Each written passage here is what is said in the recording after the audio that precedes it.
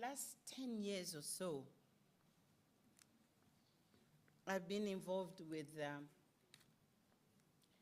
the Global Alliance for Vaccine and Immunization, called Gavi. Its mandate is to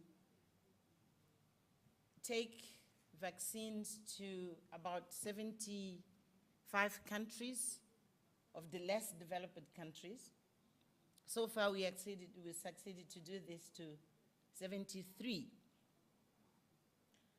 And I've been very passionate in terms of securing that every vaccine which is available in the developed world should be equally available in the most remote villages and the townships of Africa, of Asia, and somehow also in Latin America. It has been a very successful initiative. We can prove that at least close to 6 million children who could have died because of lack of immunization have been saved. Altogether, we immunize more than 300 million kids all over the world. And it has been something which builds in me much more the conviction that many of those unsurmountable problems we are faced with because of poverty and underdevelopment are really created by the lack of, one, of a clear vision, second, of a clear commitment and sustained commitment, developing a movement of social mobilization which keep issues always very high in the agenda, not only of governments, but of society as such, of nations as such. And more importantly, to get to that every family, and Jay is right, every woman in each family understands and becomes part of this big vision and is actually the key to success of a big vision. That was the lesson with the immunization. But then I came across with some statistics of what nutrition does to children. And I began to ask myself, well, what is the point now of immunizing this child? She will be, of course, she or he will be saved from death, but then becomes stunted and cannot develop enough of his or her intellectual capacities, potential to be a full citizen. What is the point? That's why I became more and more interested and engaged with nutrition. It's some sort of trying to have the two faces of the same coin. It's to say, yes, children are to be born and to be born to live and not to be let to die. But children have to have, health-wise, all the ingredients and all the conditions to have a full and complete possibility of developing their potential. Then we win. If we do one without the other, we are simply halfway.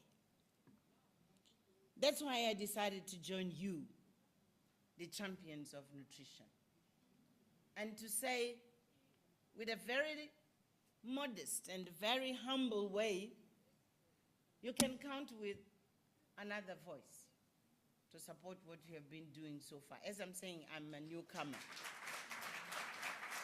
I'm a newcomer into this. And since yesterday, I didn't attend to all the discussions, but I think there's one, the first thing we take away from this meeting is that we convincingly built consensus.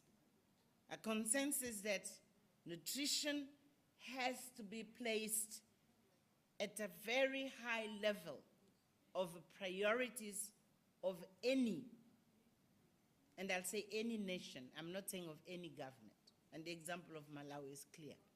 It has to be the government to set the policies, but it has to engage parliament, parliamentarians, but it has to engage private sector, as we have seen here. It has to engage research institutions. It has to engage civil society organizations. And you name it. It's NGOs, it's churches, youth organizations, women's organizations, of course.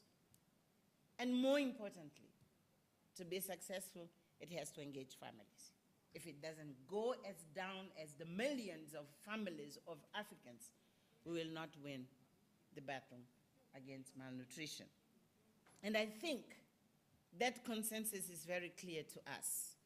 We have a monumental task ahead of us, but we pledged also, I believe, we pledged that we will stand, be counted, and we will be among those who will carry this flag wherever we go. We were also clearly told that malnutrition is a silent killer. It's not like many other diseases which are immediately visible and to which we can have an immediate response. It kills slowly. And by the time we realize that this child is severely malnourished, most of her or his capacities are gone. Even when we succeed to make he survive, it becomes too late. So we are told that we have to be alert, to be able to prevent before it really happens. And here I'm going to be much more general. You know what? Africans have to produce food for themselves. Food. Diversified food. Enough food. 365 or 366 days, 3 times a day, Africans have to have food. That's the first thing. If we are really to look into the future and say, we are not in 20, 30 years, we are going to be discussing this issue, we have to take the issue of food production very seriously. So, yes, nutrition, but yes to our governments.